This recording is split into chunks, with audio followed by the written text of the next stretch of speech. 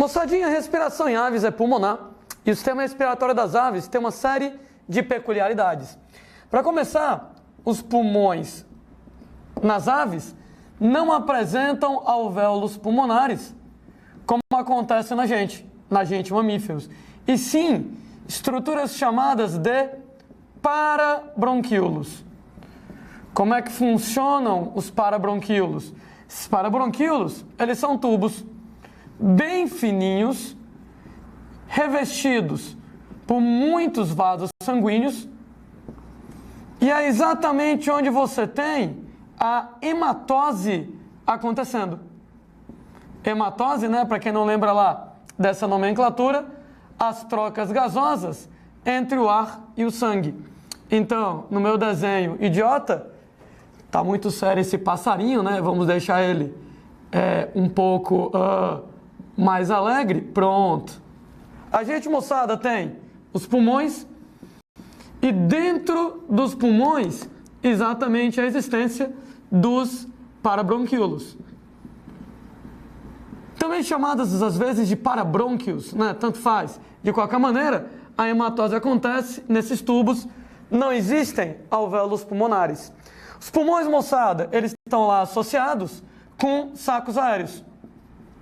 Sacos aéreos têm um número variável, né? Você tem lá, varia de acordo com a espécie, de 5 a até 9 sacos aéreos.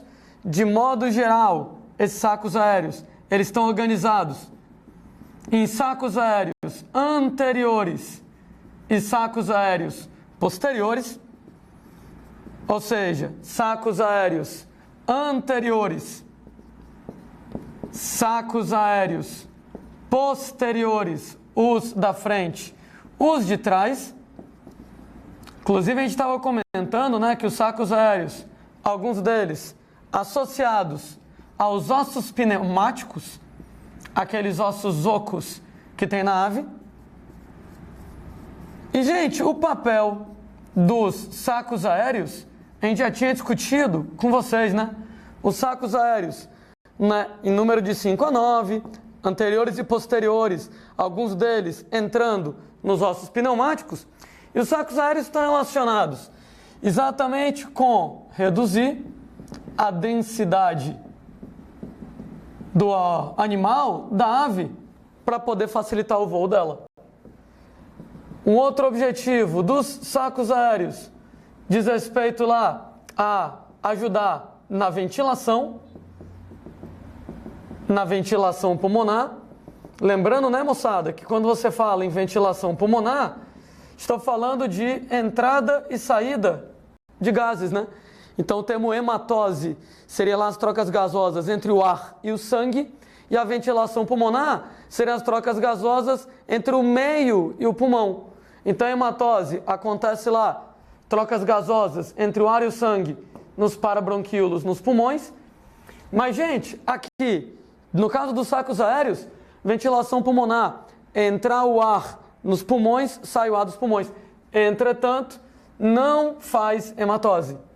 Certo? Então, sacos aéreos, eles não realizam hematose, não existe, moçada, lá trocas gasosas com sangue ao nível dos sacos aéreos. Eu já até tinha comentado isso com vocês. Então, reduzir a densidade, auxiliar na ventilação pulmonar, mas eles não trabalham com hematose. Respiração nas aves, ela tem uma peculiaridade, né? É que, no caso das aves, a respiração apresenta um fluxo unidirecional no pulmão. Um fluxo unidirecional de ar nos pulmões. Isso aí, gente, é diferente do que acontece, por exemplo, no corpo humano, né? Porque quando você expira, quando você inspira, o ar entra. Quando você expira, o ar sai. O que quer dizer que nos pulmões da gente existe lá um fluxo de ar bidirecional. Entra ar na inspiração no pulmão, sai ar na expiração. Sabe por que isso não é tão legal? Porque acaba misturando o ar novo com o ar velho. O ar novo, moçada, que entra cheio de oxigênio, chega no pulmão, mistura com o ar velho cheio de CO2, então elimina. Mas naquele momento que está lá no pulmão misturado ar novo com ar velho, ar rico em oxigênio com ar rico em CO2, você acaba não tendo uma eficiência tão grande em termos de hematose. E aí que está a grande vantagem do sistema respiratório nas aves.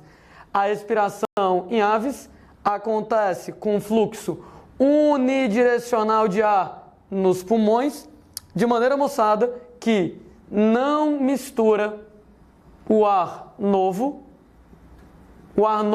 rico em oxigênio, com o ar velho, por assim dizer, rico em gás carbônico. A grande vantagem de não misturar ar novo com oxigênio, com ar velho, com CO2, é que nesse caso, o ar que passa nos pulmões da ave, ele sempre, moçada, vai ser ar novo com oxigênio.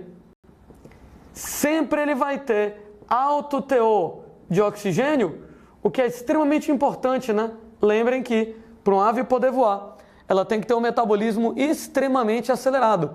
Então ela vai precisar produzir muita energia, ela vai precisar de muito oxigênio. Esse ar nos pulmões, sempre com muito oxigênio, exatamente aumenta a produção de energia na respiração aeróbica. Exatamente para poder garantir o voo. Por isso que eu estava comentando que nesse aspecto, né, é mais bacana do que o que acontece, por exemplo, na gente, né? Então, na gente, entra o ar novo com oxigênio, mistura com ar velho do pulmão com CO2, não tem tanto oxigênio para entrar no sangue. Então, na gente, fluxo de ar bidirecional, entra o oxigênio no pulmão, sai o CO2 do pulmão. No caso das aves, fluxo de ar unidirecional. E como é que você faz para o fluxo de ar ser unidirecional? Para o ar somente passar nos pulmões, ar novo com oxigênio, para não passar o ar velho com CO2. Para isso, as aves apresentam na respiração delas 2 ciclos de inspiração e expiração. Então, as aves, para elas poderem trabalhar daquele jeito que eu estava descrevendo, elas apresentam 2 ciclos de inspiração e expiração. Como assim, Landim? Como é que funciona essa brincadeira? Bom, no primeiro ciclo, gente, o que é que você vai fazer? O movimento de inspiração, ele vai pegar o ar que está no meio e vai colocar nos sacos aéreos posteriores. Em outras palavras, o ar do meio, rico em oxigênio, ele então vai direto para os sacos aéreos posteriores, esse ar com oxigênio no primeiro movimento de inspiração que você tem. No primeiro movimento de expiração, você tem que o ar, ele vai dos sacos aéreos posteriores para os pulmões lá da ave. Notem, gente, que interessante, né? É que nesse caso, você inspira um ar rico em oxigênio, expira um ar rico em CO2. Mas nesse primeiro movimento, quando você inspirou, o ar do meio, rico em oxigênio, entra nos sacos aéreos posteriores. E daqui, ele agora vai para os pulmões. Como não tem hematose, como não tem trocas gasosas aqui, nessa primeira expiração que você tem, o ar, ele ainda é rico em oxigênio e ele chega lá nos pulmões. Exatamente para que nos pulmões aconteça hematose. Você vai lá e solta o oxigênio no sangue, você vai lá e recolhe o CO2. E aí você vai para o segundo ciclo de inspirações e expirações. No segundo ciclo, a inspiração, o ar, ele vai dos pulmões para os sacos aéreos anteriores. Detalhe, né, gente? Que agora esse sangue, ele é um sangue rico em gás carbônico. Eu vou até mudar aqui a sequência do que eu escrevi, né? Só para poder ficar um pouquinho mais bonitinho para vocês. Então, solta o oxigênio, entra o CO2 e agora o sangue, ele é rico em CO2. O ar, né? É rico em CO2. O resultado que na segunda inspiração, o ar vai dos pulmões para os sacos aéreos anteriores e agora o ar, ele está rico em gás carbônico aqui na brincadeira. Na segunda expiração, aí pronto, o ar vai dos sacos aéreos anteriores para fora do corpo, para o meio, ou seja, lá na segunda expiração, você agora pega o ar com CO2 e devolve ele para o meio. Gente, olha que bacana nessa situação. Se você parar para prestar atenção nessa história, quando eu trabalho com esses dois ciclos de inspiração, na primeira inspiração e na primeira expiração, só trabalha o ar rico em oxigênio. Na primeira inspiração, entra o ar do meio rico em oxigênio e vai direto para os sacos aéreos posteriores. Na primeira expiração, esse ar rico em oxigênio chega nos pulmões. Lá nos pulmões, hematose, sai o oxigênio para o sangue, entra o CO2 e no segundo ciclo que a gente vai ter, a inspiração ela trabalha com ar rico em CO2 dos pulmões para os sacos aéreos anteriores e na expiração, agora sim, dos sacos aéreos anteriores para o meio. Você tem o ar agora rico em gás carbônico, ele primeiramente passa para os sacos aéreos anteriores e num segundo momento, segundo movimento de expiração, você tem lá que o ar com CO2 finalmente ele é eliminado. Percebam bem que claro que existe um fluxo de entrada e um fluxo de saída de ar, mas nos pulmões é unidirecional. Nos pulmões não entra e sai bidirecionalmente. Olha que nos pulmões o caminho é só nesse sentido, para cá e para cá. Ou seja, nos pulmões não vai e volta. Nos pulmões é unidirecional no meu sentido aqui na brincadeira. Para quê? Para garantir que vai entrar o ar rico em oxigênio, somente o ar rico em oxigênio. E o ar rico em CO2, ele é eliminado no meio, sem passar pelos pulmões novamente. O que eu estava comentando, que a expiração em aves trabalha com fluxo unidirecional de ar nos pulmões, não mistura o ar novo com oxigênio, com ar velho com CO2, exatamente devido a essa situação. Ou a propósito, tá? Cuidado só com besteira, que esses dois ciclos de inspiração e expiração, eles acontecem de modo simultâneo, né? Então eles acontecem ao mesmo tempo em relação à ave. Quando eu falo que esses dois ciclos, eles acontecem ao mesmo tempo, isso quer dizer que quando a ave está inspirando, estão acontecendo duas coisas. Na inspiração dela, está indo ar do meio para os sacos aéreos posteriores e, ao mesmo tempo, está indo ar dos pulmões para os sacos aéreos anteriores. Na expiração, ao mesmo tempo, está indo ar dos sacos aéreos posteriores para o pulmão e está indo ar dos sacos aéreos anteriores para fora. Então, as duas inspirações são simultâneas, as duas expirações são simultâneas. Uma vez que você está tendo, no primeiro ciclo de inspiração, ao mesmo tempo que o ar vai do meio para os sacos aéreos posteriores, ele vai dos pulmões para os sacos aéreos anteriores. Ao mesmo tempo que o ar vai dos sacos aéreos posteriores para os pulmões, o ar vai dos sacos aéreos anteriores para o meio aqui na jogada. Isso aqui tem alguns efeitos bem legais, né? Como eu estava falando, o mais bacana é que o ar nos pulmões sempre será rico em oxigênio para garantir uma grande produção de energia na respiração aeróbica. Mas tem outro detalhe. O pulmão da ave nunca fica completamente vazio. O sistema respiratório dela nunca fica completamente vazio. Não é que nem você que inspira, pulmão enche, expira, pulmão esvazia. Isso quer dizer que se você fosse uma ave, quando você fosse voar, toda vez que você inspirasse e encher o pulmão de ar, ia reduzir sua densidade, você ia ficar, entre aspas, mais leve e ia subir. Toda vez que você expirasse, ia esvaziar o ar do pulmão, ia aumentar a sua densidade, você ia descer. Se você fosse uma ave voando, você ia voar assim. inspira, expira, inspira, expira, inspira, expira. Tu ia voar subindo e descendo.